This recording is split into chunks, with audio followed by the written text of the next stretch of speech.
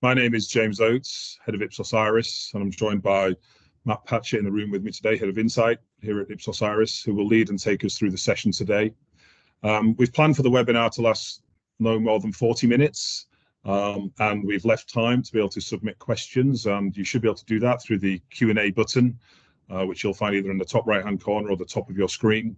We have a moderator in the background who will share those with us, and we will look to get through those questions after the presentation.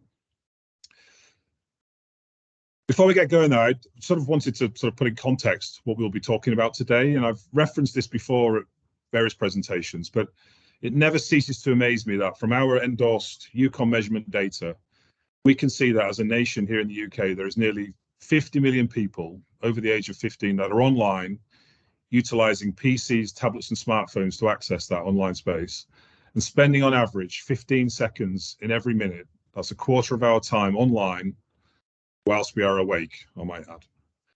I really believe that if you do not understand online behaviour, you cannot fully understand your potential shopper, the visiting consumer, or the audience opportunity to engage with them.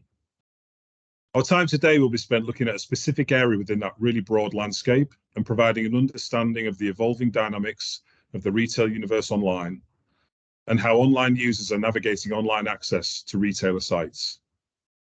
The presentation will highlight how broad the retail categories are that we visit. We're taking a broad view of the competitive set as our data highlights that traditional views of such as grocery retail, household, gardening stores are increasingly open to new and fast emerging competition, and we'll bring that life to today. We will look at today how people access the sites and ultimately, and most importantly, the size of the audiences that are visiting. From an industry perspective, this has never been more important to help us navigate towards the right investment decisions. The growth and momentum of investment into retail media, of which online is the fast emerging sub-channel, sees a bit of a metaphorical land grab for investment from the retail community. Whilst agencies look to manage a way of linking the needs for audience strategy and planning with supporting advertisers' commercial interests. At times like this, you need data that measures the industry in a consistent way and provides increased clarity and gives confidence to that decision making. Some of you may not be aware of what Ipsos Iris is, so I'll just take a second to say that the core of the data sourced today comes from the EUCOM endorsed online measurement Ipsos Iris. Some of you may not know that this is an industry body with stakeholders from the IAB, ISBA, AOP and the IPA in an advisory role, providing a EUCOM remit to set and govern a credible industry standard for online measurement. And at the heart of that is about measuring people. And at the heart of our data set are panels linked to census data that bring the best of that online measurement together. Why is that important? Well, it will give you the confidence that what we are sharing today can help to navigate this complex retail ecosystem and ultimately find you the pathway to better online retail and audience understanding. And it's always worth reminding ourselves that it is people, not devices, that ultimately make any purchases, and our data measures those people. So with that, I'll hand over to Matt, who will take you through the presentation, and we'll regroup for questions at the end. Over to you, Matt. Thank you.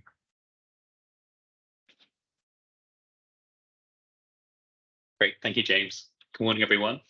Welcome along to our webinar.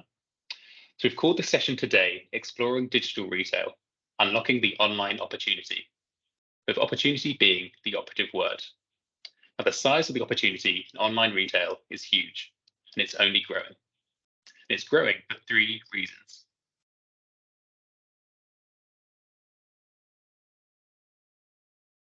The slides are just getting stuck here.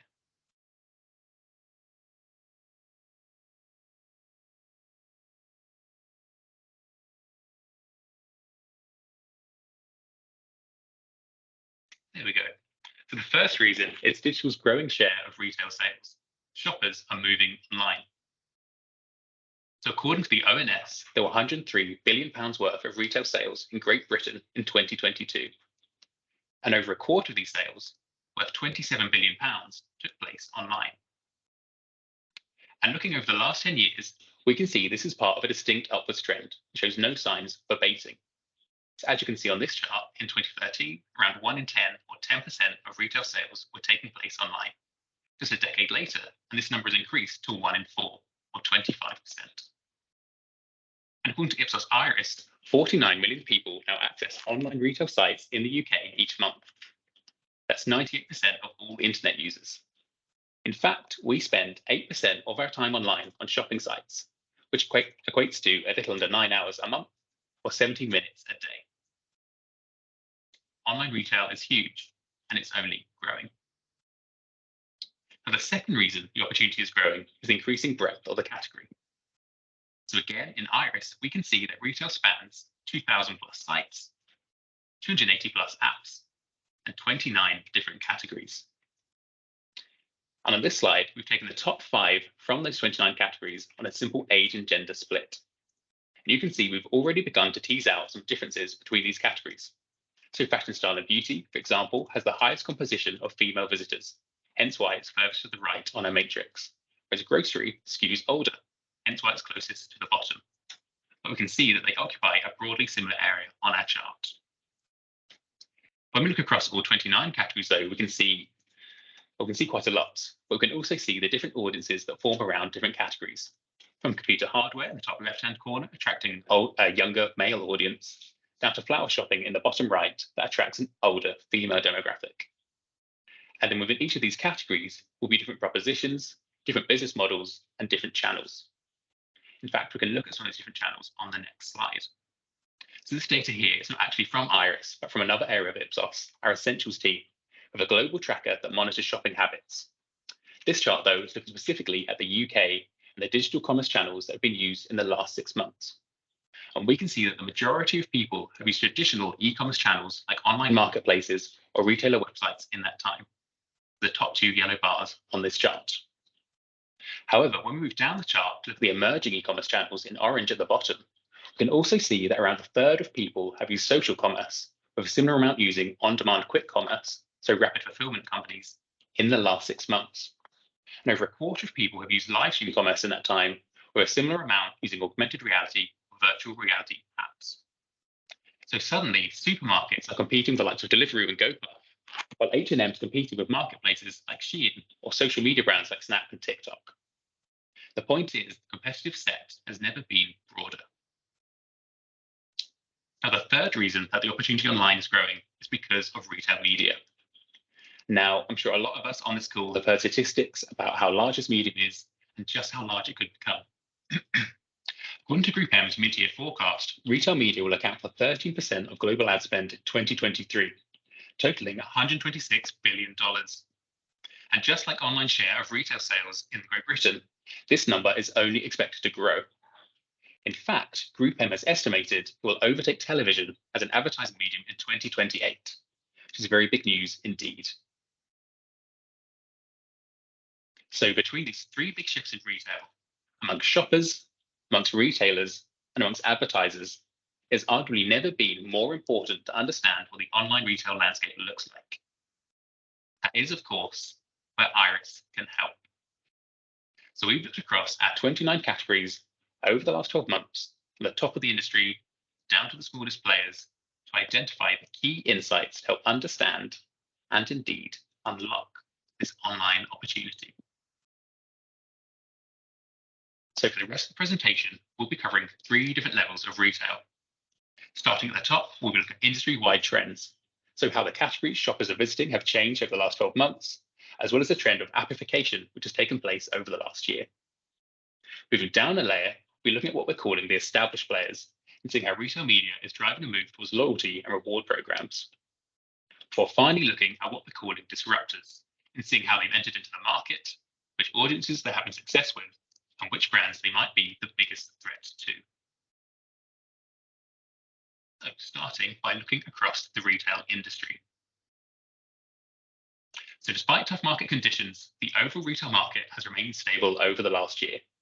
On the left-hand side, we can see that the change in total audience has been almost static. On the right-hand side, we can see that there's been a slight increase in time spent across the retail category. But ultimately, across audience, across time spent, the picture is largely flat. However, when we break it down by subcategory, it's much more of a mixed picture, with more categories having shrunk than have grown. So we've got 7 categories that have shrunk in red on the right-hand side and 12 categories that have grown in green on the left over the last year. Now, there's not a perfect trend, but there appears to be some logic to the categories that are growing and shrinking during a cost of living crisis. For example, the categories that are going to help save you money are growing. So voucher sites, a category that includes the likes of Hot Deals, Voucher, Groupon, that ilk, that category is growing, as well as comparison sites, which include the likes of Go Compare and Money Supermarket. Then essential or everyday categories like grocery and supermarkets or fashion, style and beauty have also seen small increases in audience over the last year. While restaurants and pubs and movies and cinemas, categories that involve going out and possibly treating yourself, have seen some of the biggest increases year on year. Then on the flip side, the categories shrinking revolve around less essential purchasing, like fast food and delivery, which has seen a small drop over the last 12 months. Then you've got flower shopping, which has seen a more considerable fall in audience over the last year or so. And then you've got the likes of electronics and computer hardware and software that have also all shrunk, the last two by quite a considerable amount. So computer software on the far right there has seen a 20% drop in audience year on year. So it looks like brands that rely on these non-essential or less essential categories may have to work harder to generate growth. That's where people are accessing retailers online. We can also look at how they're doing so. So in July 2022, 61% of all time spent browsing retail brands took place on apps. 12 months later, and this figure has increased by 7 percentage points to 68%, meaning that more than 2/3 of time spent visiting retail brands is now done via app. And if we look across the top 6 retail categories, this pattern is consistent across almost all of them. In fact, we can see this pattern is more pronounced across certain categories, such as fashion, style, and beauty, which has seen a massive 27 percentage point increase in time spent via app. So what we're seeing is, in July 2022, less than half of the time spent on the fashion, style, and beauty retail category was spent on apps. But just 12 months later, apps account for 3/4 of time spent. There's a very big shift.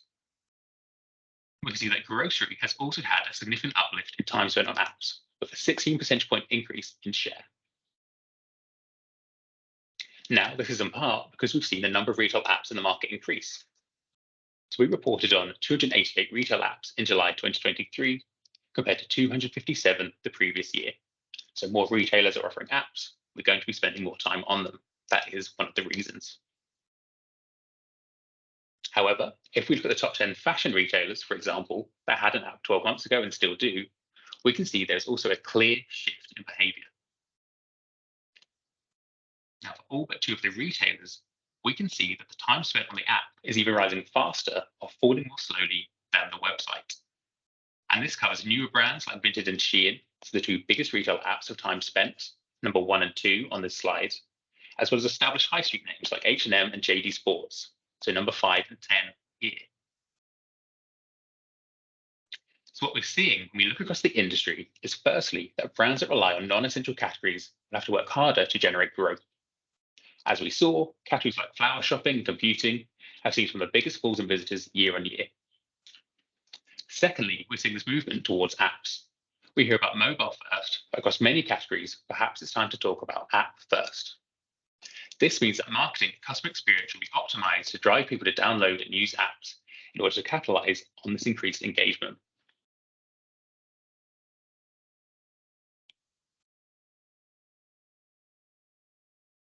So now we move down from this industry-wide pattern to focusing on what we're calling our established players.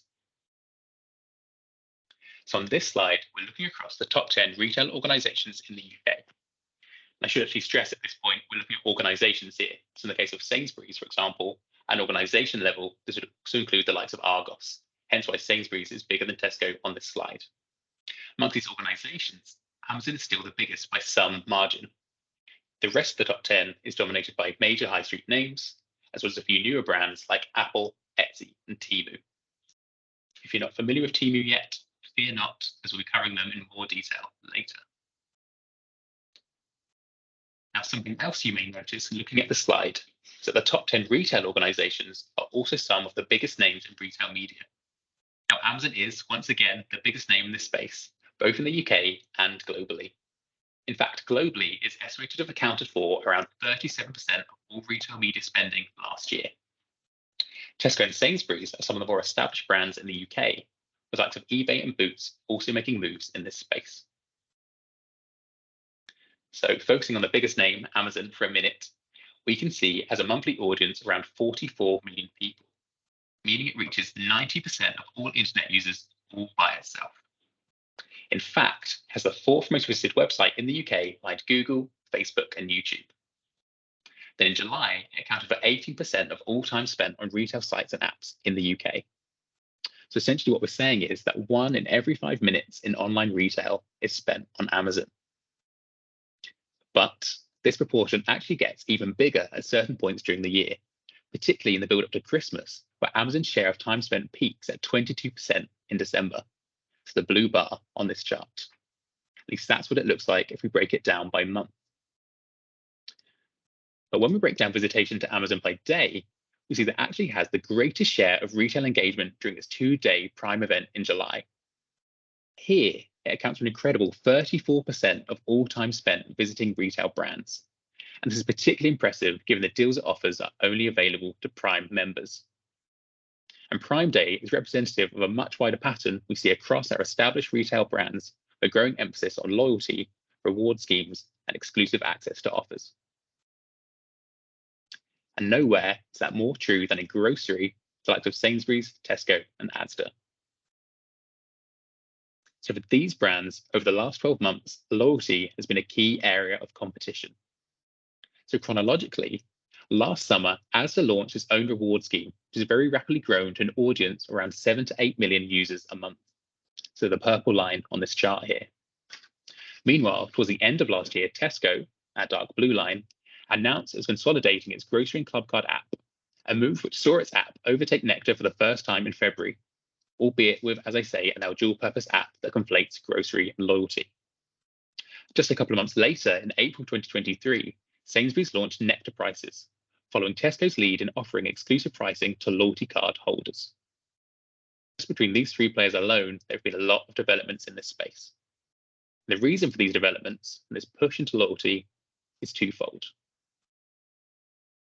So the first reason for this push is to increase customer stickiness in order to protect and grow market share. So from an audience point of view, the launch of Asda's reward scheme has been very successful. As we saw in the last chart, they've quickly amassed a large number of users, those 7 to 8 million that I mentioned. And on this slide, we can see the overall impact on the brand. So this chart here shows the year-on-year change in total visitors to grocery brands. And as you can see, Asda sat at the top with by far the biggest annual increase in audience at 25%, making it the 4th fastest growing retailer by audience across any category that we measure over the last 12 months.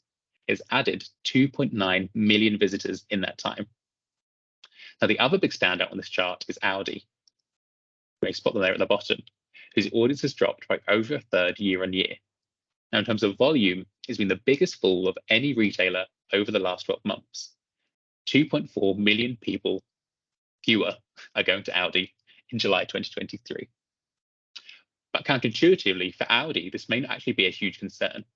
They're the only supermarket on the slide to not offer home delivery, and they're only one of 2 brands to not have a loyalty scheme, the other being Ocado. Digital has not been a big focus for Aldi, and in fact, they've said this year they'll be deprioritizing their online presence, focusing instead on getting to 1,000 stores in the UK and keeping prices as low as possible. Now, for a long time, Asda has been similarly price focused and concentrated solely on keeping prices low, rather than launching a loyalty scheme to compete with the likes of Clubcard and Nectar. So what's changed? Well, over the past few years, like many supermarkets, Asda has been losing market share while Aldi continues to grow. So on this chart, we're using Kantar's grocery market share data to compare Asda and Aldi over the past 6 years. As you can see on the bottom line on this chart, Aldi has been steadily growing and is performing particularly well over the last couple of years during the cost of living crisis. The gap between the 2 lines, between Asda and Aldi, is shrinking. So perhaps this is one of the reasons why Asda has finally moved into the loyalty space after so long, as it is struggling to compete on price alone. Now, the second reason for this push into loyalty is quite distinct. It's all about the data that it will yield. So as I mentioned, Tesco and Sainsbury's now both offer prices aimed exclusively at reward scheme members, with the co-op following suit. Now, as well as driving customer stickiness, this will also drive engagement with the scheme and hopefully means more swipes at the till, giving the retailers an even richer picture of their customers and even more data.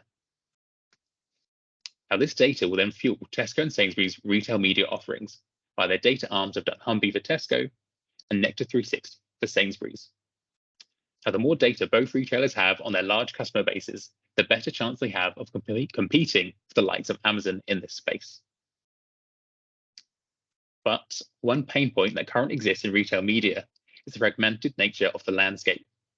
There's a lack of consistency across the networks, which can make it hard to plan across them. So one role that Iris can play is helping you to understand the different audiences that each network will attract and which one will best match your brand or product. You can also see the shared reach across networks, as seen on this slide, to identify which combination will give you the greatest reach or see the audience overlap. Now, a lot of the focus of retail media, understandably, is on activation and conversion, but it's also important to consider the full funnel. You need to identify the best audiences to then give you the best chance of consideration and ultimately that conversion. Happily, again, Iris can help you understand these different audiences across brands. So here on this slide, we're looking specifically at the grocery audience of Tesco and Sainsbury's. We can see that in terms of demographics. So the top 4 bars on either side of this chart, their visitors are broadly similar. So Sainsbury's has a slightly higher proportion of females and high-earning visitors, while Tesco on the right has a younger audience that are slightly more likely to have children under 14 in the household. But the takeaway is that they're broadly quite similar. But in terms of internet activity, so the 4 bars at the bottom, there's a bit more of a difference. So Sainsbury's visitors are generally more likely to be heavy visitors of a range of categories, including retail, finance, and tech. Knowing the differences between the two brands, and therefore the audiences their networks will reach, can help you when planning your retail media activity. Then finally, there's a lot of collaboration in the retail media space, and brands are forming partnerships to share and unlock the full potential of their first-party data. One example of a partnership from the last few months is the one between Tesco and Pinterest. Again, Iris can help to explore both the size and profile of this shared audience. So Iris shows us that Tesco and Pinterest share an audience of around 7 million people, as we can see on our Venn diagram. We'd also be able to see how these 7 million people compare to Tesco's overall audience, to that of Pinterest, to the other brands like Sainsbury's and Instagram, whatever helps you planning your media activity.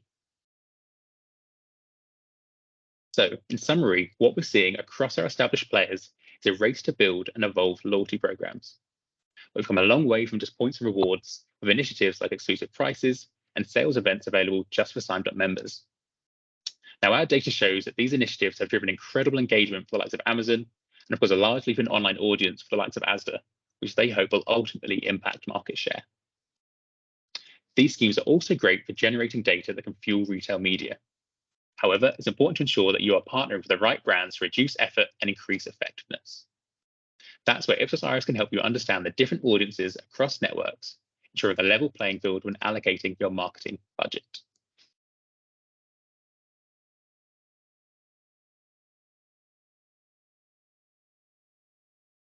And finally, looking at this new wave of what we're calling disruptors.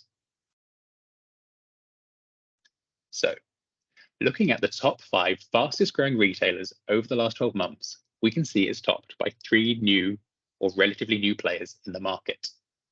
At the top is Temu, which for the uninitiated, they're a major online marketplace in China, and they sell a range of items from fashion to homeware to electronics. So not quite as broad in scope as Amazon, but they're Amazon-esque, I would say. And they've reached an audience of 22 million users in just 4 months.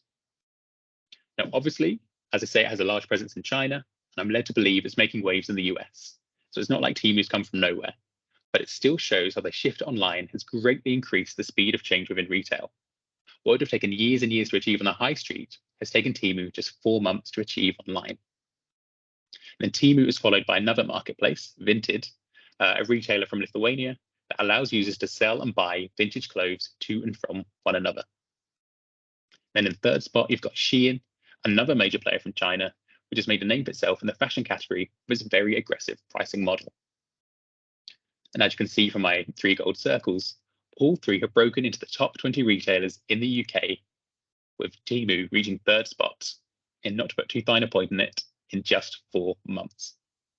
So while our established players are looking to shore up their position with loyalty and reward schemes, this shows there is still a major opportunity for disruption, either with those aggressive pricing models I mentioned for Temu and Shein, or with markedly different propositions like Vinted.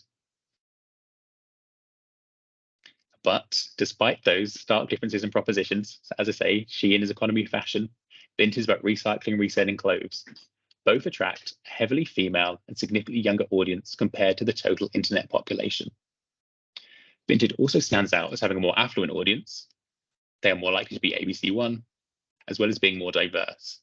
Its visitors are significantly more likely to identify as lesbian, gay, bisexual, or another identity. Now, Temu is quite different. It also skews female, but quite a lot less heavily so compared to Shein and Vinted, and attracts an audience that's not only older than those 2 brands, but also compared to the total internet population. Then when it comes to attitudes, Vinted users also stand out here too. So they are more likely to agree that they find it difficult to balance work, children, and their social life, so they're busy, and that they like to go to trendy places to eat and drink, so they're more fashionable. Along with Shein visitors, they are also significantly more likely to say they spend a lot of money on toiletries and cosmetics. Finally, they're the most likely to say they're prepared to make lifestyle compromises to benefit the environment, which makes sense given Vinted's recycling reselling model that I mentioned. Now, once again, Temu visitors, on the other hand, stand out insofar as they under-index on quite a lot of the measures, but they are more likely to agree that they keep up with developments in tech.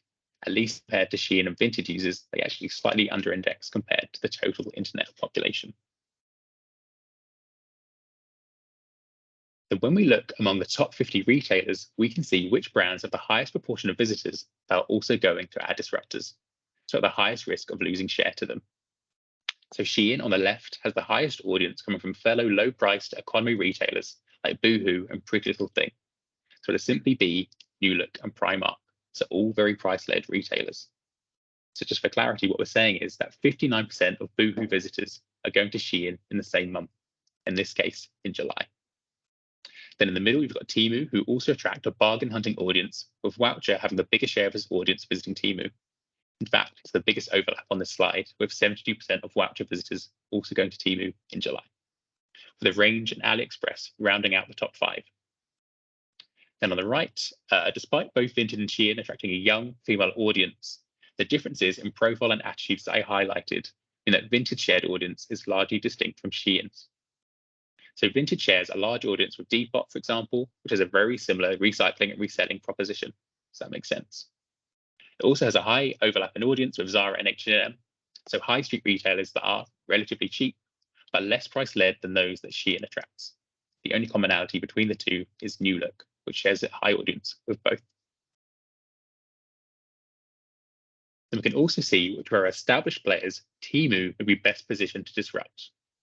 So as you can see, 59% of Asda visitors have also visited Temu, compared to 53% for Sainsbury's and Tesco, just 47% for Amazon, suggesting Asda could be the greatest risk of losing shares to Temu, at least on non-grocery items like fashion and homeware.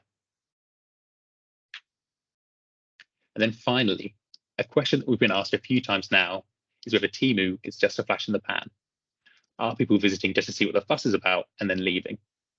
Now, as I've been at great pains to say, it's only been 4 months, so it is a little early to say. But certainly the average time spent per person on Temu's site or app in July suggests this isn't the case. People spent almost an hour on Temu across the course of the month. As you can see in orange on our chart, they spent 57 minutes in July on Temu's site or app. So this is somewhere with Amazon in top spot, where the average person spending over 3 hours a month across its site and app, but ahead of those 3 major supermarkets, Tesco, Sainsbury's, and Asda. In fact, of the top 20 retailers, Temu saw the 5th longest time spent on its site per person, behind Amazon, Vinted, eBay, and Shein. So all 3 disruptors are in that top 5 for time spent, suggesting perhaps it will be around for a while yet. So in our final section, we're seeing how online has accelerated the opportunity for disruption and made the route to market much easier. Now, for some brands, this means opportunity. The opportunity to enter new markets, new categories, or new adjacencies. But for others, this will mean more competition and more threats to market share. Competing on price alone leaves you vulnerable to the next Shein, the next Temu, maybe even the next Audi. So how do you differentiate on proposition or service to protect your audience from these disruptors? And finally, looking at some takeaways across the piece. The first one is to maximize engagement and data capture with apps. So we've talked separately about appification and about loyalty, but there are definitely synergies between the two. Both are about putting your brand front of mind for shoppers and creating customer stickiness, being the first retailer they visit because they're a member, or because they have you on their home screen. It's all about encouraging customers to come direct to you. And both should yield rich data on your customers, whether that's because they're spending a long time browsing your app or they're scanning it in store. The second point is to move up the funnel in retail media. So we've talked a few times about retail media today, and obviously one of the big attractions of the medium, as I say, is how easy it is to measure effectiveness and attribution. You can see how many customers were served an advert, also a promoted product, how many of them clicked, and how many converted. However, it's also important to consider further up the funnel, for the right brands to work with to maximize your reach among your key segments, especially as more and more brands open up their networks, the landscape becomes more crowded, complex, and cluttered. Picking the right network or networks will become more complicated. And finally, we've got price versus loyalty. So I've also talked quite a lot today about loyalty amongst our established players and price among our disruptors. It does feel like the bigger brands are trying to consolidate their position in the market, while the challenger brands are trying to tempt customers away. It'll be interesting to see how the battle between price and loyalty plays out over the next 12 months. Of course, these aren't the only options available to retailers, and they're certainly not mutually exclusive. But even if neither is the focus of your brand, they will still be the context in which your shoppers will be making purchase decisions. If you can't compete on price, you don't have members or rewards program, how will you position yourself in this landscape and still deliver value for your customers? So that is the end of the presentation for today. I'll be now seamlessly transitioning across to look at if we've got any questions that come through while I've been talking.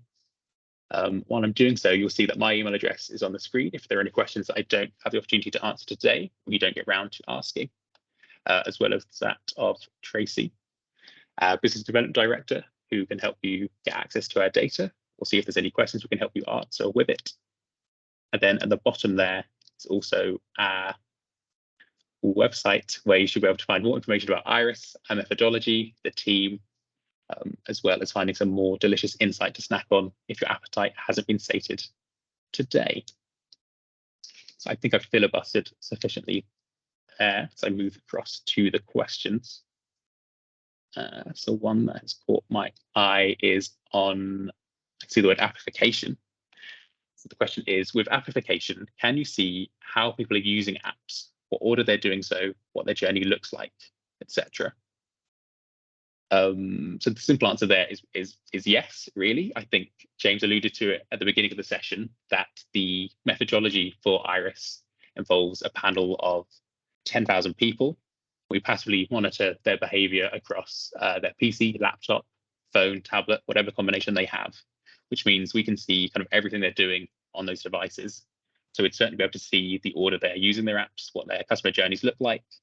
So if they, I don't know, book a train ticket, we'd be able to see what they did in the previous 2, 5, 10 days, what websites they consulted, what apps they used, really plan out that journey for all 10,000 respondents. So yes, we'd absolutely be able to see things like the order that they use in their apps, and let's say plotting out those customer journeys, something we do on a custom basis.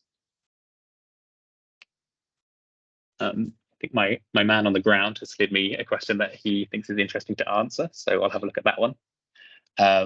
So we've had a question from a brand that they already have a wealth of their own first-party data and insights, and want to know how the data we have seen today can add to their understanding of audiences and shoppers. James, I don't know if you want me to throw that one over to you. Okay, thanks, Matt. So this question of retail media is quite an interesting one for me, because I've been looking and measuring retail media for the last 10 years, and particularly end of how retail media actually plays out. But I think the real strength of the data we've shared today is that it really does allow the industry to look at audiences through a consistent lens. I think you brought that to life in terms of both the audience size, the profile, how often people are visiting sites, and benchmark that with fair and comparable data. Obviously, there will be other complementary data sets into purchasing and shopping behavior, but at its core, as you talk about the opportunity for media and its reach as a retailer, this allows you to benchmark yourself in that broader context. From an agency perspective, I've had some interesting conversations with agencies about how trying to manage where they should find their investment into retail media, and how to place that. And again, I think it does allow the agency to see data that cuts across the whole of that landscape. Again, as you described it, seeing opportunities for where the right place to invest is, understanding like what the audience reach potential is. And when we think about what we're trying to spend our money on, and that there is a finite amount of it to go around, to help agencies, I believe this data really can help to cut across. So, and I think, as you said, Matt, there's more in there along the way, right, for a lot more organisations.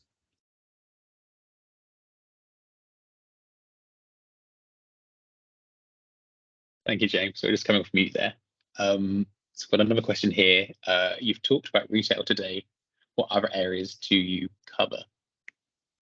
So I think that probably dovetails with the previous answer, where obviously, as I say, we have that panel and that data set covering 10,000 different people. So in theory, we can cover anything that people are doing online. But from a UI point of view, we do obviously surface that data, we kind of categorize it and structure it and begin to aggregate it.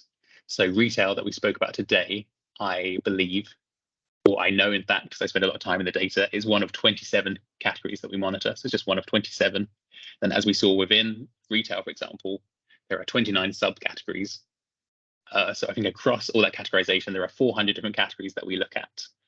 So yeah, there's a world much, much beyond retail that we monitor.